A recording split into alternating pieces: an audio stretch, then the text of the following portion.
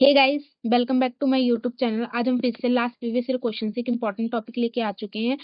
So let's start here. आज का topic start करने से पहले मैं आपको बता दूं कि जो मैनेजर इकोनॉमिक है ना, उसका मैंने कुछ पेपर्स देखे, मतलब सिर्फ 3 ईयर के नहीं, उससे पीछे के भी देखे। तो मैंने ना एक पैटर्न समझा है जो उन्होंने डाला है। अब ध्यान से सुनिएगा। जो फर्स्ट यूनिट है ना, जो फर्स्ट यूनिट, ठीक है, उसमें उन्होंने 3 क्वेश्चन डाले हैं, और जो थर्ड यूनिट है उसमें 3 क्वेश्चन डाले हैं। ठीक है, आप समझ रहे हो? मतलब बाकियों में तो दो ही दो है, बट इसमें आपको थ्री थ्री ऑप्शन मिल रहा है। और रेगुलर बेसिस पे उन्होंने कम से कम 5-6 साल में पीछे भी देख चुकी, ऐसे ही उन्होंने पैटर्न डाला है। थ्री थ्री डाले। और कैसे डाला है कि जो फर्स्ट यूनिट है ना, उसमें जो ऊपर का पार्ट है, मतलब कि जो मेंजल इकोनॉमिक से एक क्वेश्चन रिलेटेड डाल दिया, मतलब मेंजल इकोनॉमिक के नेचर, स्कोप, उसका रिलेशनशिप ऐसे डाल दिया एक क्वेश्चन। दूसरा बीच में फॉर्म से रिलेटेड, ठीक है, वो जो सेकंड का पोर्शन है ना आपका सिलेबस का, उसमें से डाल दिया। और थर्ड लास्ट के पोर्शन से डाल दिया, मतलब उसी पूरे पोर्शन को उन्होंने 3 में डिवाइड कर दिया पार्ट में। ठीक है, सेकंड वाला फॉर्म वॉर्म से रिलेटेड है, जैसे फॉर्म के ऑब्जेक्टिव क्या है, फॉर्म्स के गोल क्या है, फॉर्म के फंक्शन। थर्ड उन्होंने जैसे प्रॉफिट मैक्सिमाइजेशन क्या है, ठीक है, या उसके टूल्स क्या है, इंटरनेशनल फ्रेमवर्क, ऐसे डाले उन्होंने। 3 यूनिट्स में उसको डिवाइड कर दिया है। ठीक है, और जो थर्ड यूनिट है ना, उसमें भी उन्होंने यही काम किया है। कैसे? जो मैंने आपको अभी कुछ दिन पहले सिलेबस डाला था ना, कल परसों, उसमें मैंने आपको बताया था कि जो प्राइस डिस्क्रिमिनेशन है मोनोपोली का ही पार्ट है, बट एग्जामिनर ने ऐसे उसको नहीं माना है, उन्होंने उसको अलग बना दिया है। मतलब उन्होंने पहला क्वेश्चन तो मोनोपोलिस्ट, परफेक्ट कंपटीशन और मोनोपोली में से डाला। अगर आप इन तीनों में से भी ज्यादा पूछोगे तो मोनोपोलिस्टिक ज्यादा आ रहा है। ठीक है, इन तीनों का डाला है। अब ध्यान रखना, इन तीनों को ज्यादा से शॉर्ट रन और लॉन्ग रन ही आ रहा है। ठीक है, और जो दूसरे नंबर पे क्वेश्चन डाले वो प्राइस डिस्क्रिमिनेशन को लेकर डाले, चाहे वो प्राइस डिस्क्रिमिनेशन का कोई भी क्वेश्चन हो कि हमें कौन सी एग्जिस्टेंस चाहिए, या प्राइस डिस्क्रिमिनेशन कहाँ होता है, प्राइस डिस्क्रिमिनेशन डिग्री, कुछ भी वो लिख के डाल रहे, पर प्राइस डिस्क्रिमिनेशन क्वेश्चन डाल रहे। थर्ड वो रिस्क का डाल रहे हैं, रिस्क एंड अनसर्टेनिटी का एनालिसिस का। तो आपके पास अब 3-3 क्वेश्चन है, आपको करना तो एक ही है। तो अब आप खुद भी चैप्टर डिसाइड कर सकते हो। और जो सेकंड है और फोर्थ है वैसे ही चल रहा है, दो दो डाल रहे हैं। सेकंड में भी फर्स्ट सिर्फ थ्योरी ऑफ डिमांड डाल रहे हैं, और दूसरे में एक कंज्यूमर से रिलेटेड डाले। अगर हम मुझसे डिमांड का भी पूछोगे तो मैं बता दूंगी, मेथड्स ज्यादा इंपॉर्टेंट है, वो कर लेना। और कंज्यूमर बिहेवियर में से बहुत कुछ, यूटिलिटी में से बहुत कुछ है, वो हर एक चीज ही उसकी इंपॉर्टेंट है। ठीक है, तो मैंने ये इसलिए बताया कि आप अगर पढ़ रहे हो तो आप उस हिसाब से क्वेश्चन अपने डिवाइड भी कर सकते हो, आपको जो ईजी लगे। ठीक है, आपको एडवांटेज ये है कि आपको 3-3 ऑप्शन मिल रहे हैं और एक ही क्वेश्चन करना है, तो आप कोई भी कर सकते हो। ठीक है, और आपको पता भी लग गया कि सिर्फ इसी पैटर्न में वो 3 क्वेश्चन डेफिनेटली डाल रहे हैं। ठीक है, तो आप वही सिर्फ एक अच्छे से पढ़ सकते हो, आपको लेंथ भी नहीं ज्यादा लगेगी, मतलब चैप्टर कम करने पड़ेंगे। ठीक है, अच्छा चलो अब हम नेक्स्ट आगे अपना टॉपिक डिस्कस करते हैं। टॉपिक में क्या है? Actually profit maximisation goal of a firm, what are its merit and demerit. Profit maximisation goal क्या है फर्म का, ठीक है, उसके मेरिट एंड डीमेरिट क्या है। ठीक है, इसका आंसर स्टार्ट करते हैं। पहले हम लिखेंगे मीनिंग। मीनिंग में क्या है? The profit maximisation goal is one of the oldest and most traditional objective of business. Profit maximisation goal क्या है? कि बहुत पुराना एक ट्रेडिशनल मेथड है, एक ऑब्जेक्टिव है, कि मतलब बहुत पहले लोग ऐसे होते थे जो बिजनेस करते थे और बोलते थे कि हमें सिर्फ फायदा होना चाहिए, वो बिजनेस करो, हमें पैसा होना चाहिए। बोलते हैं ना कि आज भी वो यार लोग पैसे देते थे लोगों को, और क्या बोलते थे कि ब्याज पे देके कितना कितना ब्याज लगा देते थे। उनको मतलब ही नहीं होता था कि किसान मर रहा है, किसान सुसाइड कर रहा है बिकॉज ऑफ द वो कर्जा नहीं दे पा रहा, फिर भी वो लोग देते थे, क्योंकि उन्हें कोई मतलब नहीं, उन्हें प्रॉफिट कमाना है। उनके बिजनेस का मेन रूल यही था कि भाई प्रॉफिट कमाओ। जैसे वो आप सीधे रास्ते से कमाओ, चाहे आप टेढ़े रास्ते से कमाओ, उनको कोई लेना देना नहीं था कि वो सही है गलत है, उनको बस प्रॉफिट कमाना होता था। इसीलिए बोलते हैं कि भाई जो प्रॉफिट मैक्सिमाइजेशन गोल था ना, वो बहुत पुराना ट्रेडिशनल मेथड था, ऑब्जेक्टिव था। ठीक है, it means that the main aim of the firm is to earn as much as possible in the long run by producing goods and service efficiently। भाई उनका मीन ही यही है कि भाई ज्यादा से ज्यादा प्रॉफिट कमाते जाओ, जितना कमा सकते हो उतना कमाते रहो। ठीक है, और लॉन्ग रन के लिए। ठीक है, आपको उसको कोई मतलब नहीं उनको कि प्रॉफिट कैसे कमाना है कैसे नहीं, उससे किसी को अफेक्ट हो रहा है, किसी को नुकसान हो रहा है, कुछ नहीं। उनको बस अपना प्रॉफिट कमाना ही है, कमाना है जितना कमा सके। वो बोलते हैं ना, लूट लो जितना लूट सकते हो। तो वही वाली बात है। ठीक है, in simple word a firm try to maximize the difference between in total revenue and total cost. अब टोटल रेवेन्यू और टोटल कॉस्ट करते हैं। टोटल रेवेन्यू जितना आपको रेवेन्यू मिल रहा है, और टोटल कॉस्ट आपको जितना खर्चा जा रहा है। ठीक है, तो आपको आफ्टर सी बात है कि आप अगर कॉस्ट में से रेवेन्यू को माइनस करोगे तो आपको प्रॉफिट आएगा। अगर वो डिफरेंस ज्यादा होगा, मतलब अगर आपको कॉस्ट 10 रुपया है और आपको रेवेन्यू 50 रुपया हो रहा है, तो आफ्टर सी बात है प्रॉफिट आपको कितना रुपए का, 40 रुपए का प्रॉफिट हो रहा है। तो वही चीज बोली कि भाई अगर आप प्रॉफिट ज्यादा करना चाहते हो तो इन दोनों का डिफरेंस ज्यादा करो। वही बस एक फॉर्मल की लैंग्वेज में लिखा है। ठीक है, अब इसका देखो ये फॉर्मूला, देखो वही चीज नीचे मैंने बोला ना, फॉर्मूले की लैंग्वेज में लिखो, profit equals to total revenue minus total cost. अब कुछ याद करने की जरूरत नहीं, आपको भी मालूम है कि टोटल रेवेन्यू में से टोटल कॉस्ट माइनस करेंगे तो आपको सी बात है प्रॉफिट आएगा। जितना खर्चा बनाने का खर्चा बना उसमें जितना बेचने का वो होगा रेवेन्यू होगा उसी में। अब देखो, the firm will be equilibrium best position when marginal revenue and marginal cost is equal to, ठीक है, ये कहीं ना कहीं हमारी इकोनॉमी का मेथड है। अब जब मोनोपोली ये सब करोगे तो उसमें यही डायग्राम है, बट आप इसको अभी के लिए ऐसे ही याद कर लो कि जो मार्जिनल रेवेन्यू है वो किसके बराबर होगी, मार्जिनल कॉस्ट के। तो वो उस पोजीशन पे ऐसा होगा कि वो बेस्ट पोजीशन है, मतलब कि उससे नीचे नहीं कमाना, मतलब उसके नीचे आप प्रोड्यूस नहीं करोगे, उससे ऊपर ही करोगे, ठीक है। तो एक ऐसी पॉइंट है कि जो बेस्ट पोजीशन है कि यहाँ तक करोगे तो आपका फायदा होगा, ठीक है। ये इकोनॉमी की लैंग्वेज में। अगर मैं देखो आप छोड़ना भी चाहो तो फॉर्मूला छोड़ सकते हो, वैसे कोई प्रॉब्लम नहीं, बट आप लिख देना तो थोड़ा मैडम पे जो इफेक्ट होता है अच्छा पड़ता है, ठीक है। कोई इतनी बड़ी लाइन भी नहीं है, ठीक है, जहां ये मार्जिनल टोटल रेवेन्यू लिखा है, टोटल कॉस्ट, या टोटल की जगह बस में एम कर दो, बस मार्जिनल कर दो, बस बहुत आसान है, ठीक है। अब देखो, अब इसके एक्सप्लेनेशन देखो, explanation according to this goal the firm always choose such a level of output and price at which profit is highest, ठीक है। Manager take decision regarding production, pricing, investment, sale to achieve maximum profit, ठीक है। ये क्या बोलता है कि भाई इसके अकॉर्डिंग क्या है कि जो फर्म है ना वो एक ऐसा लेवल चूज करेगी, ऐसा आउटपुट और प्राइस चूज करेगी ना कि वहां पे जो प्रॉफिट हो हाईएस्ट होगी। ये जो मैं आपको बता रही थी ना, मार्जिनल रेवेन्यू और मार्जिनल कॉस्ट बराबर होनी चाहिए, वही पोजीशन है कि मतलब एक ऐसी पोजीशन, एक ऐसी जगह पे पहुंच जाओ ना कि जहां पे जो आउटपुट है और जो प्राइस है वो ऐसी जगह पे हो कि हमारा जो प्रॉफिट है वो बहुत ज्यादा हो। ये वही पॉइंट है। यहाँ पे तो total revenue total cost minus करके आपको प्रॉफिट बताया जाएगा कि प्रॉफिट इतना है।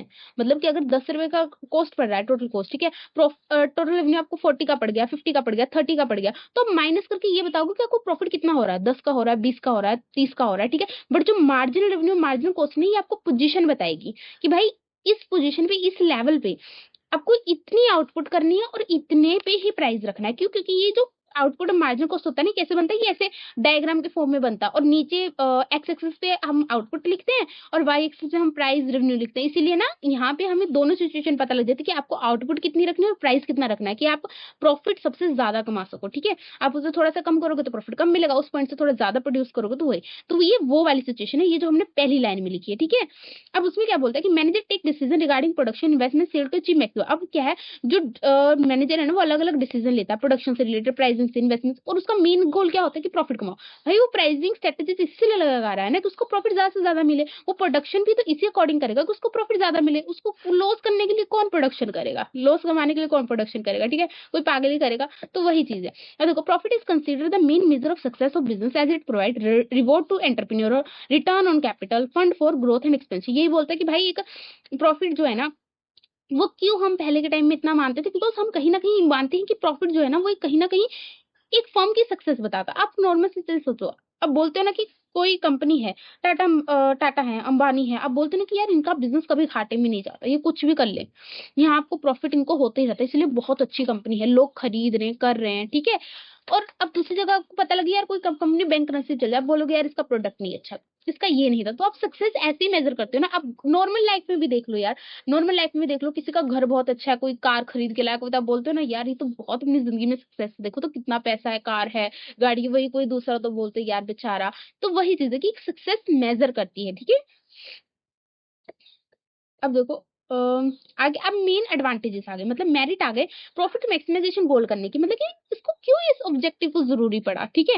अब पहले इसके एडवांटेज करेंगे, फिर इसकी लिमिटेशन भी करेंगे, क्योंकि देखो प्रॉफिट मैक्सिमाइजेशन पूरे तरीके से अच्छी नहीं होती है, बट हम पहले एडवांटेज करेंगे। एडवांटेज में क्या बोलता है कि measure efficiency, measure of efficiency, जिसमें क्या लिखा है, profit is a clear and simple measure of how efficiency of work use its resources, it if a firm earns high profit it in case efficient management and better performance. भाई वही चीज बोल रहा है कि मैंने जो आपको बोला कि सक्सेस मेजर करता है, तो वही चीज है कि मेजर ऑफ एफिशिएंसी, कि ये भी देखता है कि आप कितने अच्छे से काम कर रहे हो, एक फर्म कितने अच्छे से काम कर रही है। अगर फर्म ज्यादा अच्छे से प्रॉफिट कमा रही है, मतलब वहां की मैनेजमेंट बहुत अच्छी है, वहां के वर्कर बहुत अच्छे हैं, वहां की परफॉर्मेंस बहुत अच्छी, तभी प्रॉफिट कमा रही है ना। कोई कोई बेकार डिसीजन लेगा प्राइसिंग को लेके, कोई बेकार प्रोडक्शन करे, कोई, अच्छा तुम खुद ही मान लो, किसी ने अगर कंपनी ने उठ के गलत जगह इन्वेस्टमेंट कर दी, ठीक है, तो उसको घाटा ही होगा, उसको प्रॉफिट होगा नहीं होगा, तो उसको घाटा ही हो रहा है। तो जब घाटा हो रहा है तो मतलब वहां के लोगों ने ही गलत इन्वेस्टमेंट की है। तो वही चीज बता रहा है कि भाई अगर आपको प्रॉफिट हो रहा है तो मतलब आप हर एक चीज डिसीजन सही ले रहे हो, आपका मैनेजमेंट अच्छा है, आप वर्क बहुत अच्छा कर रहे हो, आपके लेबर बहुत अच्छे काम कर रहे हैं, ठीक है। तो वही चीज बताए, इससे क्या होता है कि आपकी एफिशिएंसी पता लगती है। और ये एफिशिएंसी और एक एफिशिएंसी वर्ड होता है, दोनों सिमिलर होते हैं, बट वो पैसे से रिलेटेड होता है, ये एक आपके स्किल से रिलेटेड होता है, वर्क से रिलेटेड होता है, ठीक है ना। तो ये पैसे वाला एफिशिएंसी नहीं है। एक होता है ना वर्ड इसके साथ का, बहुत कंफ्यूजन होती है, मुझे खुद को होती है। एफिशिएंट बोलते हैं शायद उसे, हाँ एफिशिएंट कुछ बोलते हैं शायद। सेकंड क्या है, source of growth and expense, ठीक है। इसमें क्या लिखा है, higher profit provide fund for future investment, research, expansion of business activity, help the firm survive and growth in long term. देखो कोई बिजनेस, देखो आप ही नॉर्मल सोच लो, आपने अगर छोटी सी दूध की वो आप छोटी सी आपने क्या कहते हैं उसको, कोई रेडी खोल ली फ्रूट की, ठीक है। तो आप पूरी जिंदगी उसी रेडी पे ही चलोगे फ्रूट की? नहीं भाई, आपको प्रॉफिट हो रहा है, कुछ हो रहा है तो आप पागल उस पे चलोगे। आप बोलोगे नहीं मैं शॉप लेता हूँ, मैं उस पे फ्रूट बेचता हूँ। फिर आप थोड़ा और पैसा कमा लोगे, बोलोगे यार मैं मशीनें लाता हूँ वो जूस बनाने, फिर मैं जूस बनवाऊंगा, फिर मैं सब कुछ बेचूंगा। फिर आप बोलोगे मैं फ्रूट कस्टर्ड बनाना शुरू करता हूँ, गैस सिलेंडर लगती हूँ, क्योंकि आपको प्रॉफिट हो रहा है उस बिजनेस से। अगर आपने वही फ्रूट की रेडी खोली होती और आपको घाटा होता तो आप पागल थे, आप वो जो रेडी भी लगा रहे थे ना वो भी बंद करके चले जाओगे, बोलोगे यार दूसरा कोई बिजनेस करते हैं, कोई सब्जी की रेडी लगाते हैं किसी की। तो वही चीज मैं बता रही हूँ कि जब आपको प्रॉफिट हो रहा है तो भाई आप जब कोई बिजनेस शुरू करो आपको एक्सपेंड भी तो करना है, ठीक है। आपको बढ़ाना भी तो है, आपको उसको अगले लेवल पे भी लेके तो जाना है, तो उसके लिए क्या लगेगा, पैसा लगेगा। तो पैसा कैसे आएगा, जब आप प्रॉफिट कमाओगे। तो वही चीज बोलता है कि एक सर्वाइवल के लिए, ग्रोथ के लिए, लॉन्ग टर्म के लिए हमें फंड की जरूरत पड़ती है। इसीलिए हम प्रॉफिट मैक्सिमाइजेशन गोल रखते हैं कि भाई हमें इन्वेस्टमेंट भी करनी है, हमें रिसर्च भी करनी है, हमें एक्सपेंस भी करना है, हमें अपना बिजनेस बहुत तेजी से बढ़ाना, तो हमें प्रॉफिट चाहिए। तो प्रॉफिट भाई आपको पता ही, फिर गोल रखो प्रॉफिट मैक्सिमाइजेशन का। अब थर्ड क्या है, रिवॉर्ड फॉर रिस्क टेकिंग। कैसे, business always involve risk, profit act as a reward for bearing risk and uncertainty in the market, ठीक है। ये क्या बोलता है कि भाई जो रिस्क है ना, प्रॉफिट है वो क्या होता है, वो एक रिस्क टेकिंग रिवॉर्ड है। मतलब अब सबको मालूम है कि जो बिजनेस है वो कोई लक से नहीं चलता है, तुक्के से नहीं चलता है। एक आदमी बोल देता है ना कि चल खेलते, जुआ नहीं है ये, ठीक है, लगा यार तुक्का लगा, जैसे आप भी एग्जाम में पढ़ते हो, चलिए यार एक तुक्का लगा देते हैं, क्या पता आंसर सही हो जाए। ये बिजनेस वो नहीं, हर एक चीज बहुत सोच समझ के लेनी पड़ती है। और बिजनेस में अगर आप रिस्क नहीं उठा पाओगे, एक बोझ नहीं उठा पाओगे, तब बिजनेसमैन कभी बहुत अच्छा नहीं बन पाओगे। तो वही बोलता है कि भाई हर एक बिजनेस में रिस्क इन्वॉल्व है, हर किसी को घाटा होता है। जब तक आप उस रिस्क को उठाने के लिए तैयार नहीं हो तब तक नहीं। अगर आप वो रिस्क उठा रहे हो तब आपको प्रॉफिट होगा। तो वो प्रॉफिट क्यों मिल रहा है, क्योंकि आपने वो रिस्क उठाया तो आपको उसके बदले वो रिवॉर्ड मिला है, ठीक है। तो यहाँ पे ऐसे लिखा है, profit as a bearing risk और अनसर्टेनिटी। मैं आपको ये बता दूं कि बियरिंग रिस्क वो होते हैं जो कि आपको पता होते हैं कि ये तो होएंगे होएंगे, आपके हाथों में कंट्रोल होते हैं। जैसे कि भाई आपने मशीनरी खराब हो गई, आपके प्रोडक्शन में कुछ छोटा मोटा वो हो गया, ठीक है, आपको मालूम है कि भाई ये तो रिस्क होना ही है। एक अनसर्टेनिटी रिस्क होते हैं जो अचानक से आ जाता है, जैसे फ्लड आ गया, आपका जहाज गया, जिसका मतलब इंश्योरेंस नहीं हो सकता, जिसका आपको मतलब चांस भी नहीं होता। जैसे अभी सारे बिजनेस काम कर रहे थे, ठीक है, तो किसी का अब कोई जहाज हो गया, किसी इंपोर्ट एक्सपोर्ट हो रहा था या कोई डिलीवरी हो रही थी, तो थोड़ा मोटा सामान खराब हो गया या किसी का जहाज डूब गया सामान लेते, तो वो तो एक रिस्क बियरिंग में, छोटे मोटे रिस्क में आ गया। उसका तो आपने इंश्योरेंस भी करा के रखा होगा, आपको पता भी है कि ये तो होगा ही होगा। पर अभी अचानक से कोविड आ गया, किसी को पता था? नहीं पता, बस सब बिजनेस सब कुछ एक एक लग गई, बंद हो गया, धक्का ही लग गया। तो वही चीज वो क्या होती है, अनसर्टिनिटी, मतलब अचानक से कुछ हो जाए ना जो आपके भी हाथ में ना, उसको अनसर्टिनिटी वेयरिंग रिस्क ये वाली होती है, ठीक है। Example, a entrepreneur invest capital without any guarantee of return, profit motivate them to take such risk. अब देखो कोई एंटरप्रेन्योर था, उसने क्या कर दिया, किसी कैपिटल में इन्वेस्ट कर दिया, उसको पता भी नहीं कि वो रिटर्न मिलेगा, उसको गारंटी नहीं, क्योंकि भाई अगर उसको गारंटी होती, उसको पता होता मेरे को प्रॉफिट मिलेगा, तो वो रिस्क कैसा होता। उसने रिस्क उठाया, उसने बोला कि नहीं, मुझे लगता है कि इसको फायदा होगा, मैं जिस चीज में इन्वेस्ट कर रहा हूँ मैं रिस्क उठाऊंगा, अगर घाटा हुआ तो मैं झेल लूंगा, पर मैं इसको जरूर इन्वेस्ट करूंगा। उसने इन्वेस्ट कर दिया और उसको क्या हुआ, प्रॉफिट मिल गया।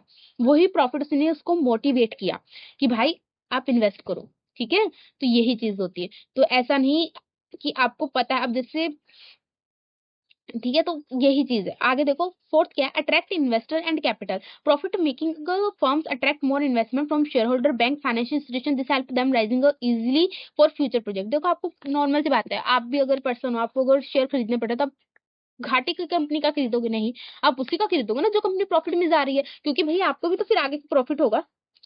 तो वही चीज बोली कि जब आपको बिजनेस प्रॉफिट होगा ना, तो वो क्या करेगी, इन्वेस्टर को अट्रैक्ट करेगी, कैपिटल को अट्रैक्ट करेगी। अब आप अगर कंपनी के पास कंपनी जो बैंक में लोन लेने जाएगी, अगर उसको उसको घाटा होगा, कंपनी की फाइनेंशियल स्टेटमेंट ये दिखाएगी कि कंपनी घाटे में जा रही है, तो बैंक पागल है, वो उसको पैसा देगी? नहीं देगी। वो क्यों पैसा देगी? जब उसके पास प्रॉफिट होगा। इसीलिए अंबानी, टाटा, इन सबको पैसे ज्यादा जल्दी बैंक से मिल जाते हैं, गरीब को नहीं मिलते। गरीब के पास कोई सहूलत कुछ रखने के लिए नहीं है।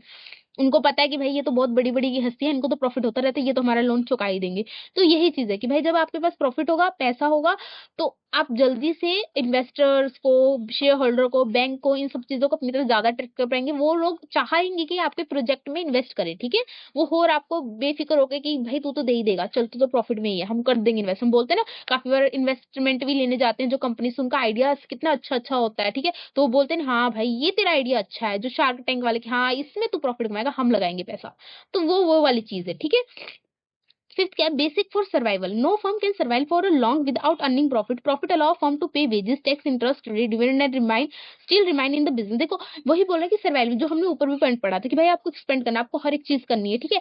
तो उसमें ऐसा था कि अगर आप प्रॉफिट थोड़ा कम भी कमाओगे तब भी, तो वही बोल रहा है कि भाई आपको जिंदा भी तो रहना, आपको बिजनेस चलाना भी। तो अगर आप प्रॉफिट बिल्कुल नहीं कमाओगे, प्रॉफिट रखोगे नहीं, तो आप वेजेस कैसे पे करोगे, टैक्स कैसे पे करोगे, इंटरेस्ट कैसे पे करोगे, ये सब काम कैसे करोगे? तो काम के लिए पैसा तो लगेगा ही ना। तो वही बोल रहा है कि अगर आपको भाई सरवाइव करना है तो आपको पैसा तो लगेगा। भाई नॉर्मल लाइफ में भी बोलते हैं ना कि आपको जिंदा रहना है, आपको खुश रहना है, तो पैसा तो लगेगा। नौकरी तो करनी पड़ेगी, काम तो करना पड़ेगा भाई। अगर आपको कार खरीदनी है, पैसा तो लगेगा, आपको कपड़े खरीदने हैं, पैसा तो लगेगा। तो वही वाली चीज है कि भाई सर्वाइवल के लिए पैसा तो जरूरी है। चाहे इसको जितना मर्जी बोल दो कि पैसा लालची है, पैसा ये है, पैसा वो है, बट है तो सर्वाइवल के लिए जरूरी। चलो सिक्स क्या है? Efficient resources allocation. When a firm aim for profit, they naturally try to minimize waste and use resources in a most productive way. मतलब जब देखो, जो जो लोग ना, जो बिजनेस ये सोचते हैं कि भाई उनका मेन काम ना प्रॉफिट का हो, तो वो लोग अपना कॉस्ट बहुत कम करती हैं, ठीक है। तो वो सोच समझ के पैसा खर्च करती हैं, तो वो लोग वेस्टेज नहीं करती, वो लोग बहुत संभाल के रिसोर्सेज करती हैं, ठीक है। अब जैसे आप घर में देखोगे ना, मम्मी होते हैं, पापा होते हैं, भाई बहन होते हैं, तो हम लोग जैसे बच्चे होते हैं, तो हम लोग को बहुत आदत होती है यार, ये क्या है, कोलगेट खत्म होगा फेंक दो, या कोई चीज होगी फेंक दो इसको उठा के। अब मम्मी ये क्या है यार, दो ठे रोटियां बच, दो खाना बच गया, फेंक देते हैं। या कोई चीज, मम्मी ऐसे खाना नहीं अच्छा लग रहा, चलो फेंक दो। तो हम ऐसे करते हैं, बिकॉज हमें वो चीज नहीं है। बट जो कमा के लाता है, जैसे पापा मम्मी, वो लोग कैसे देखते हैं ना, कोलगेट थोड़ा खत्म भी हो जाता है, उसको काट के अच्छे से ब्रश में, क्यों? क्योंकि वो लोग उस चीज को अच्छे से यूज कर रहे हैं। वो बोलते हैं कि नहीं भाई, अगर पैसा लगा तो अच्छे से इसको मतलब निचोड़ डालो एकदम, मतलब एक दाना ना छूटे, कोई चीज ना छूटे। कोई चीज अगर खराब भी हो जाती है, हम बोलते हैं ना मम्मी फेंक दो, तो वो डब्बे उब्बे कोई आते तो रख देती है, क्यों?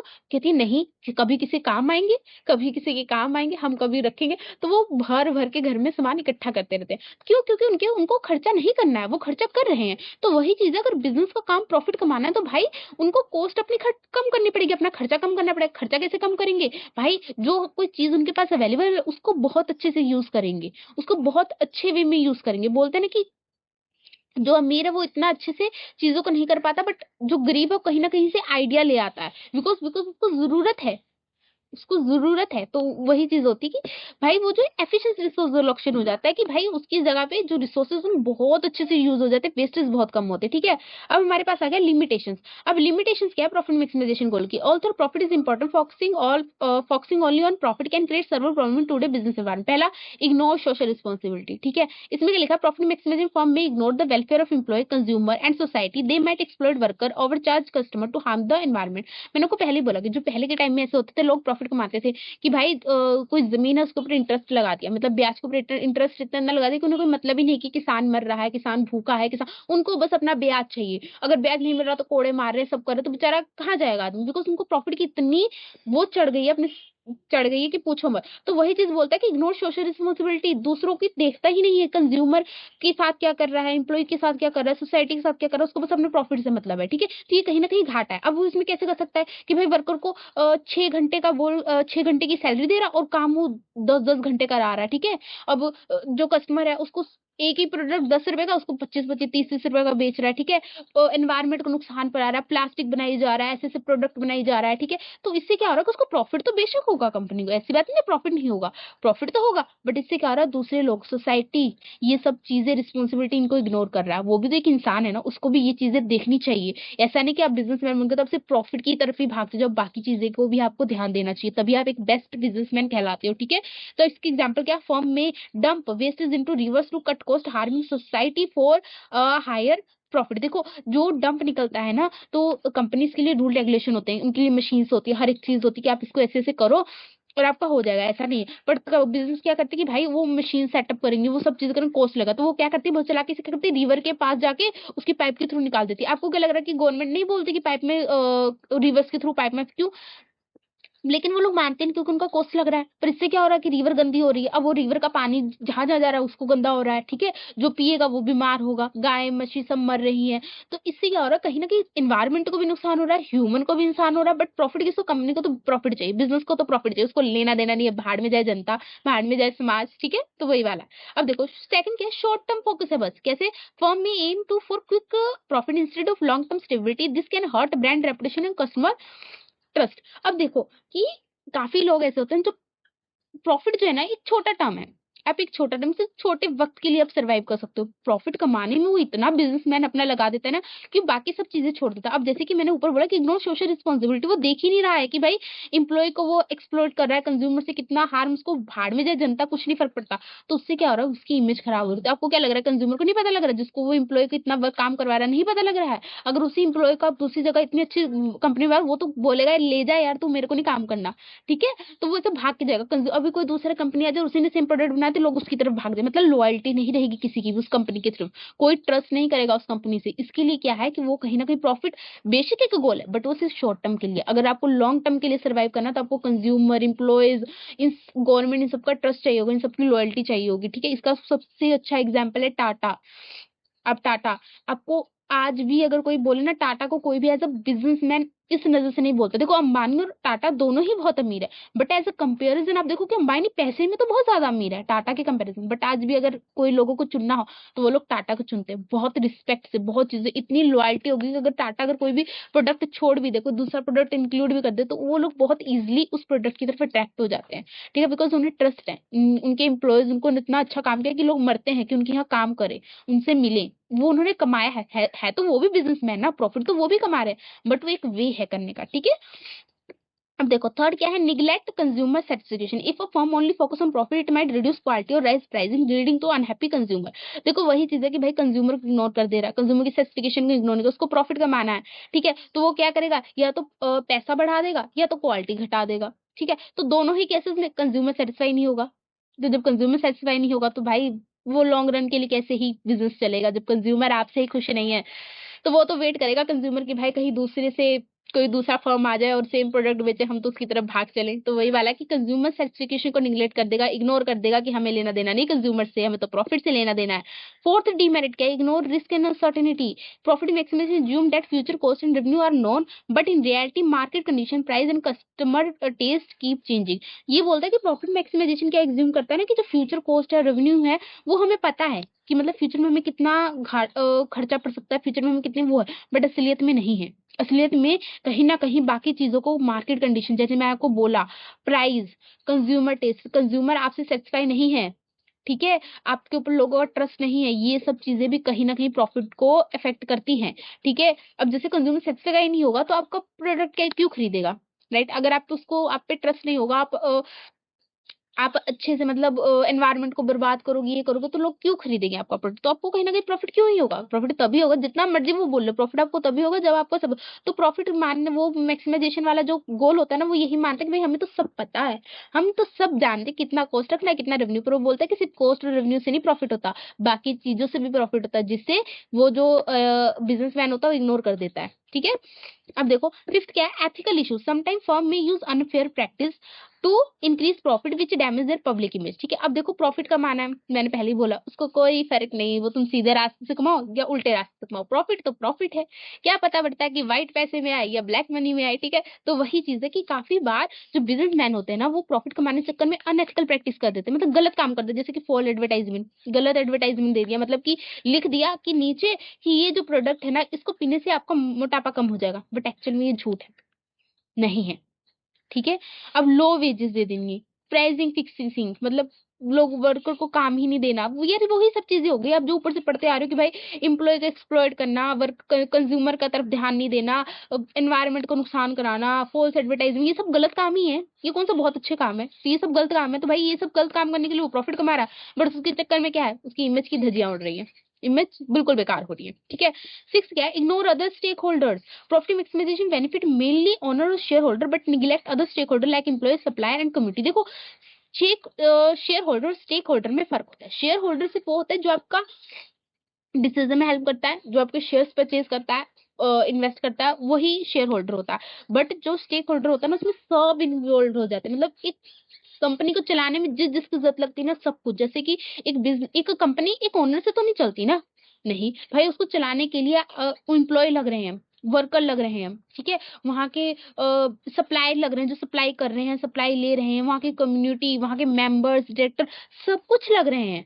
तो जो प्रॉफिट मैक्सिमाइजेशन होता है ना, वो तो भाई बोलता है कि भाई प्रॉफिट देखो। अब प्रॉफिट कौन कमवाएगा, या तो ओनर कमवाएगा या तो शेयर होल्डर कमवाएगा। तो वो बोलते हैं कि भाई इन्हीं पे ध्यान दो, इन्हीं के डिसीजन लो, इन्हीं का ही फायदा देखो। बोलते हैं ना कि अगर आपको जिंदगी में आगे बढ़ना, काफी लोग होते हैं ना गलत रास्ता चुनते हैं कि भाई अगर अच्छा सक्सेस करना है, ऐसा करता हूँ, जो आदमी बड़े लोग हैं ना उसकी चापलूसी कर लेता हूँ, उसके सारे डिसीजन मान लेता हूँ। छोड़ने दो, छोटे लोगों का क्या है। ऐसा होता है ना काफी कंपनीज में, या काफी ऐसे लोग होते हैं ना जैसे तरक्की में आगे बढ़ते हैं, कि जो बड़े बड़े लोग उनकी चापलूसी कर ली, उनको एकदम अच्छा अच्छा, वो गलत भी कर रहे तो हाँ हाँ सर हम आपके साथ है, क्यों, हमें पता है कि वो हमें प्रमोशन देगा, हम हमारा ध्यान रखो। तो वही वाली चीजें बोलते हैं कि भाई जो बिजनेस में मेन गोल होता है ना, वो सिर्फ ओनर पे डिपेंड करता है। वो सिर्फ ओनर की, सीईओ की, मतलब शेयर होल्डर की, जो उनको प्रॉफिट कमाने में हेल्प करते हैं, बस उन पे ध्यान देता है। बाकी स्टेक होल्डर जो उसके लिए मर मर के काम कर रहा है, जो एम्प्लॉय वर्क कर रहा है, जो सप्लाई इधर से उधर सब डिसीजन ले रहे हैं, उनको इग्नोर करते हैं, ठीक है। तो वही चीज है कि भाई एक बिजनेस चलाने में आप जरूरी हो, आपके सिग्नेचर लग रहे हैं, पर जो लोग दिन रात कट पर के वो काम कर रहे हैं, भाई उनको भी इग्नोर मत करो, उनको भी ध्यान में रखो,